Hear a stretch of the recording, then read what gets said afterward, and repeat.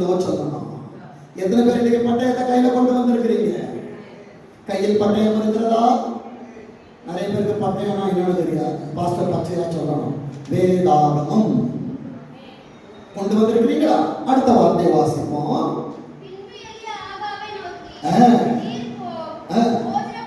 இப்ப ஆஃபர் வருது, வாங்க எலியா எங்க ரதத்துல போலாம். ஏன்னா அவங்க கூட ஆண்டவர் இருக்கிறார். என் அன்பு தெய்வ பிள்ளையே, காயப்பட்ட இடத்தில் ஆண்டவர் உனக்கு படிப்பினை சொல்லி கொடுத்த இடத்தில் மறுபடியும் உனக்கு எத்தனை இன்விடேஷன் வச்சாலும் பிரைஸ்லா டாடா பை போயிட்டு வா.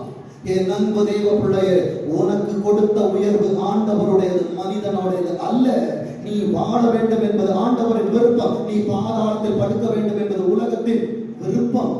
வேதம் சொல்லுகிற வார்த்தையை பாருங்க. எப்பா பெருமாளை கேட்குது, நீ போயிட்டு வா, நீ போய் சாப்பிடு. இல்ல இல்ல, என் கூட வந்தீங்கன்னா இந்த ஹோட்டல் கூட்டிட்டு போற